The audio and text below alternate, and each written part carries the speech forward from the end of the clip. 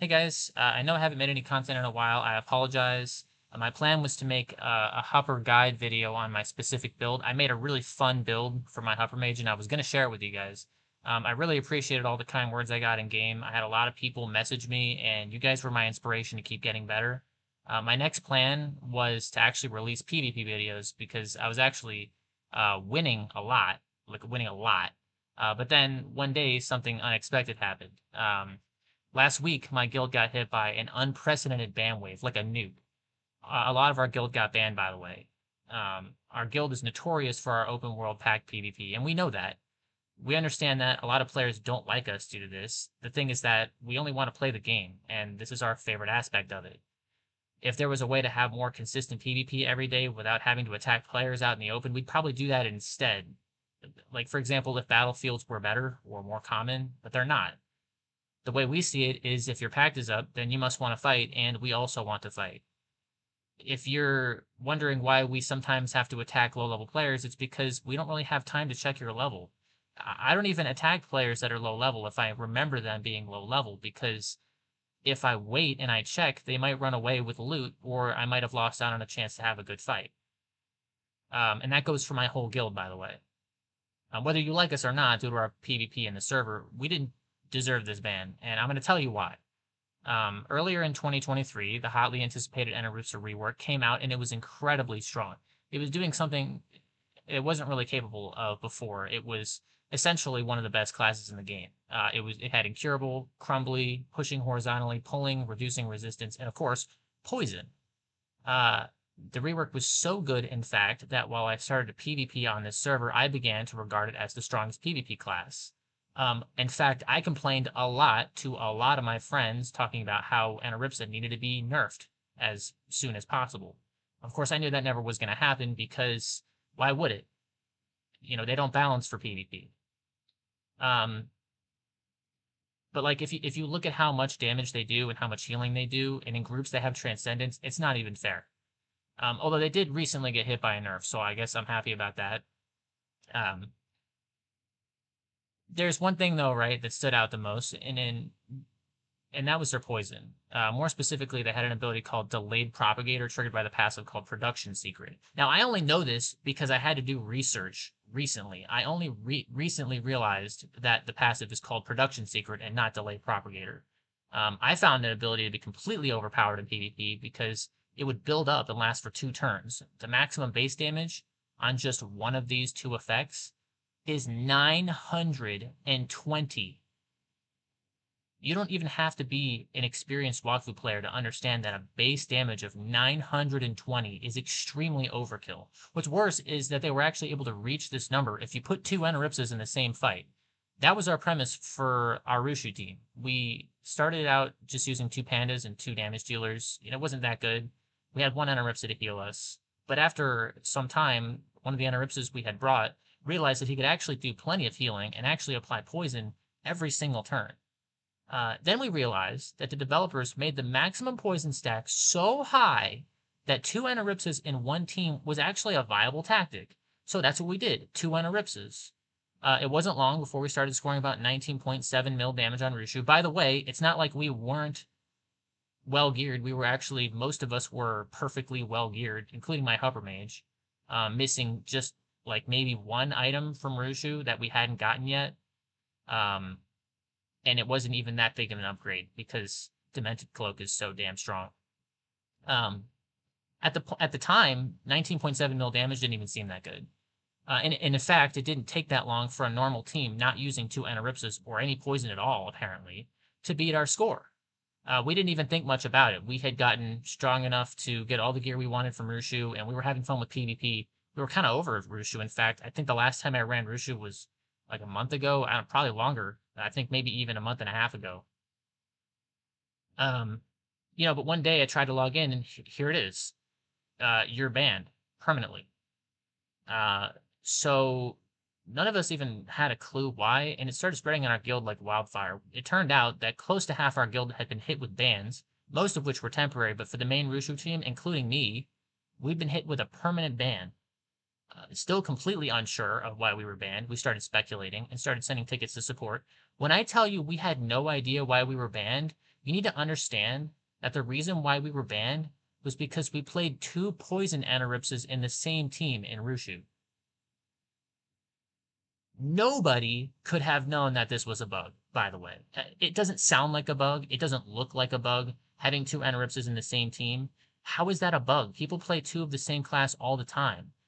Now, it wasn't something that nobody else could do, by the way. It was just a tactic available to any guild on the server. And not only that, but saying it's a bug is like saying if the Pandawa rework comes out and the devs don't put in precautions, like, I don't know, making the propagator maximum stacks a lot less than 920, for example. And if people try to play 2 of them in Rushu and get good scores, it must be a bug, right? So they're permanently banned. Just be careful, like, can't play 2 of the same class. In fact, if you play anything that seems too good, it's probably a bug. One day we'll find out that Panda wasn't even supposed to be allowed to walk around while carrying something. It's actually a bug, so you're banned.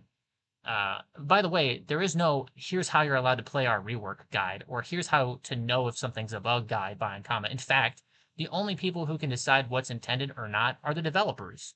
There are so many interactions the developers can't possibly think of anything. And we understand that, and they understand that. The developers, for a lack of a better word, intended for players to get innovative and try out interactions in the game. Is that not the whole point of having 18 classes? If there was meant to be no interactions that weren't thought of, there wouldn't be 18 classes. There'd be like 6. In fact, there would be like 4, one for each role. And you wouldn't be able to be creative. And the thing is, if something seems like a bug, then yeah, you should report it. And it becomes increasingly less clear in the spaghetti bowl of a game what's even intended or not. For example, there was a bug that came out not too long ago. You might have already seen the video of a rogue using a passive to gain over 40 AP in a single turn by completing dozens of interactions in turn 1. It looks the most like a bug I've ever seen a bug look like in this game. The bug gives you AP when you quote-unquote move a bomb, even though it doesn't actually move, and with no cap on how much AP it gives per turn. It's kind of insane how much damage it does per turn. This bug is considered not bannable, however, by a developer on the forums, and to this day, the bug is still in the game. This is a good example of developers communicating with the player base and moderators about a potentially game-breaking bug, and it's a good thing. However, in our case, there was no warning. There was no notification. Hell, we didn't even know why we were banned. In fact, to this day, they still will not confirm that was the reason why. Of course, we're just going to assume so because everything else makes it look like that, but they just won't say it. Playing 2 damage-dealing Anaripses in one team in Rushu shouldn't be a permanent ban, unless you told us it wasn't intended and then we kept doing it. That never happened. The moderators and support team are now telling us to get over it, while we plead that we had no idea 2 Anaripses wasn't intended. In fact, the so-called bug of using 2 poison Anaripses was patched out of the game with no notification from the team other than 1 sentence and a hotfix, and then 1 week later we were all banned. I don't even know what's going on anymore. It shows a lack of professionalism with the moderators, a lack of communication from the walkthrough development team, and a complete lack of integrity by the company as a whole. Banning players because one faction of other players in the server mass reported another group, and not hearing out the other side of the story whatsoever, saying you have done a thorough investigation and then making up an excuse why they can't prove anything, having no regard for a longtime customer such as myself who has been playing Ankama's games for over 18 years and been an outstanding member of the community by making guides, videos, helpful posts on the forums, being friendly to other players in the game, trying to be a positive influence on other players. I even own a nearly 700-player large community Discord for the English-speaking Dofus Retro community.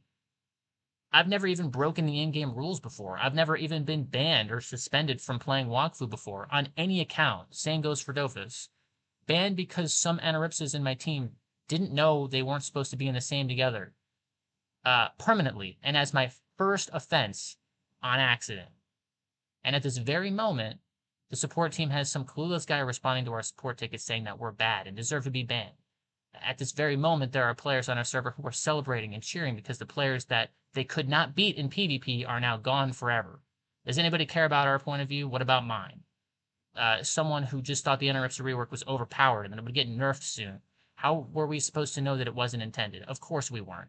And of course the support team doesn't care. This will happen to you too, by the way, if you get too good. If you try to innovate, for example, with the new Sedita rework, get ready to get banned for something you didn't know was a bug. Oh, and by the way, forget actual bugs. There are bugs including instantly spawning next to packed altars just by logging in with a different character and being immune for 10 seconds. That video is all over the place. I'm sure you've already seen it. And guess what? The French guild Zenit has been abusing that bug for years and never got in trouble for it, as far as I can tell.